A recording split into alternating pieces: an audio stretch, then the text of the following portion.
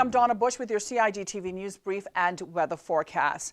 After Monday's fire at the Royal Cayman Islands Police Services Business Center on Walkers Road, the Department of Work is reminding anyone applying for work permit renewals that they must have a police clearance.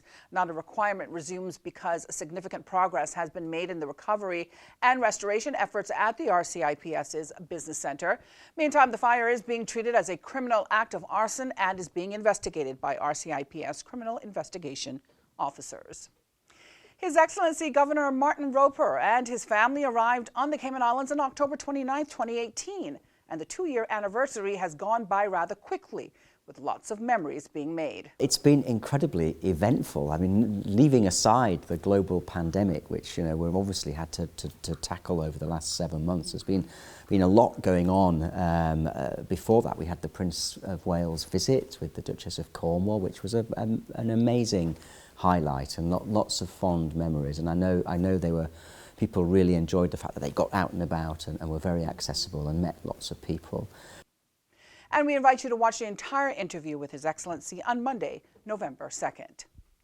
Well, the Cayman Islands government, through the Ministry of Commerce, Planning and Infrastructure, has joined the rest of the international community in observing Cybersecurity Awareness Month in October. As part of its activities, the Office of Cyber and Information Security in the Ministry of CPI has launched its first cybersecurity public education campaign under the theme, Better Cyber Safe Than Sorry.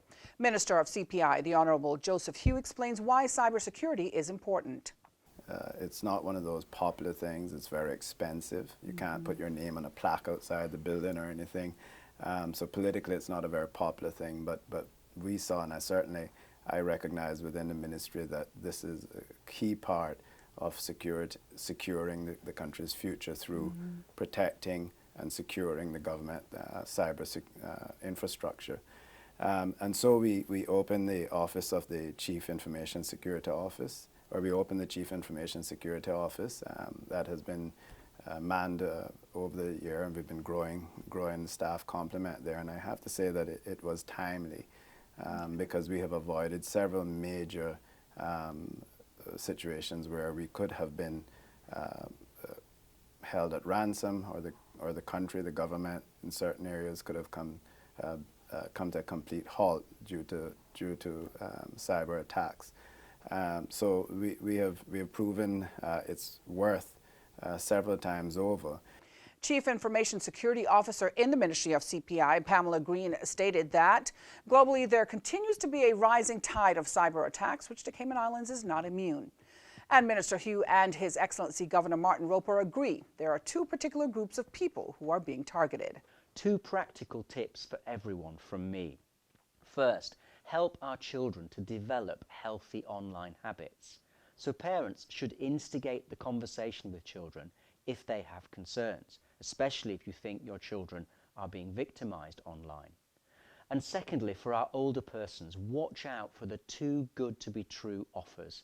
As we've seen during COVID, there are a lot of scammers and fraudsters out there, so don't be too trusting. Remember, it is better to be cyber safe than sorry. Now, the cybersecurity public education campaign will extend to the end of this year, with a wider strategic campaign being put in place come 2021.